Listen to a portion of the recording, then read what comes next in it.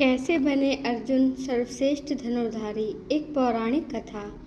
आचार्य द्रोण राजकुमारों को धनुर्विद्या की विधिवत शिक्षा प्रदान करने लगे।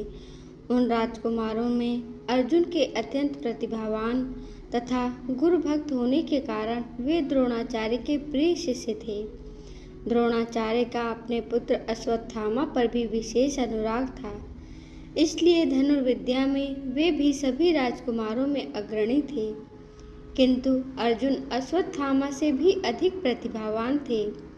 एक रात्रि को गुरु के आश्रम में जब सभी शिष्य भोजन कर रहे थे, तभी अकस्मात हवा के झोंके से दीपक बुझ गया।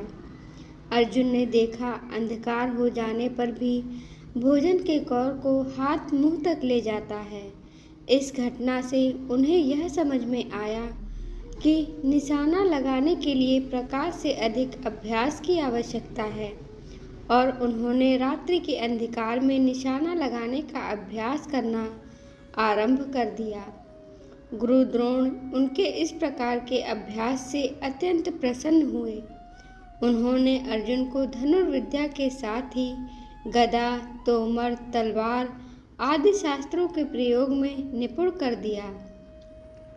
उन्हीं दिनों हिरण्यधनु नामक निषाद का पुत्र एकलव्य भी धनुर्विद्या सीखने के उद्देश्य से द्रोणाचार्य के आश्रम में आया, किंतु निम्न वर्ण का होने के कारण द्रोणाचार्य ने उसे अपना शिष्य बनाना स्वीकार नहीं किया। निराश होकर एकलव्य वन में चला गया। उसने द्रोणाचार्य की एक मूर्ति बनाई और उस मूर्ति को गुरु मानकर धनुर्विद्या का अभ्यास करने लगा। एकाग्र चित्त से साधना करते हुए अल्पकाल में ही वह धनुर्विद्या में अत्यंत निपुण हो गया। एक दिन सारे राजकुमार गुरु द्रोण के साथ आखेट के लिए उसी वन में गए, जहाँ पर एकलव्य आश्रम बनाकर धनुर्विद्या का अभ्यास कर रहा था। राजकुमारों का कुत्ता भटक कर एकलव्य के आश्रम में जा पहुंचा। एकलव्य को देखकर वह भौंकने लगा। इससे क्रोधित होकर एकलव्य ने उस कुत्ते पर अपना बाण चला चलाकर उसके मुंह को बाणों से भर दिया। एकलव्य ने इस कौशल से बाण चलाए थे कि कुत्ते को किसी प्रकार की चोट नहीं लगी, किंतु बाणों से बिंध जाने के कारण उसका भौंकना बंद हो गया।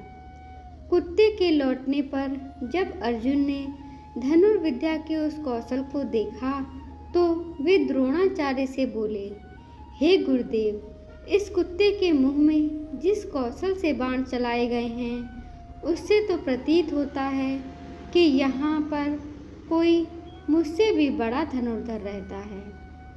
अपने सभी शिष्यों को लेकर द्रोणाचार्य एकलव्य के पास पहुँचे और पूछा, हे वत्स, क्या ये बाण तुमने चलाए हैं? एकलव्य के स्वीकार करने पर उन्होंने पुनः प्रश्न किया, तुम्हें धनुर्विद्या की शिक्षा देने वाला कौन है?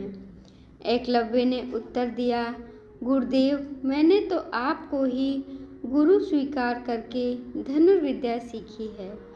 इतना कहकर उसने द्रोणाचार्य की उनकी मूर्ति के समक्ष ले जाकर खड़ा कर दिया।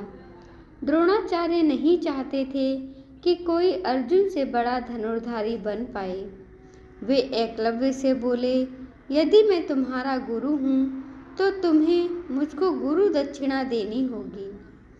एकलव्य बोला, गुरु दक्षिणा के रूप में आप जो भी मांगेंगे मैं देने के लिए तैयार हूँ। इस पर द्रोणाचार्य ने एकलव्य से गुरु दक्षिणा के रूप में उसके दाहिने हाथ के अंगूठे की मांग की।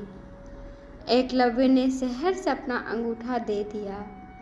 इस प्रकार एकलव्य अपने हाथ से धनुष चलाने में असमर्थ हो गया, तो अपने पैरों से धनुष चलाने का अभ्यास करने लगा, जिस कारण से अर्जुन सर्वश्रेष्ठ धनुर्धारी बन पाए। अर्जुन को सर्वश्रेष्ठ बनाने के लिए कई धनुर्धरों ने अपनी विद्या का बलिदान दिया। धन्यवाद दोस्तों। ऐसी ही पौराणिक और धार्मिक कथाएं सुनने के लिए हमारे वीडियो को लाइक करें, चैनल को सब्सक्राइब करें। धन्यवाद।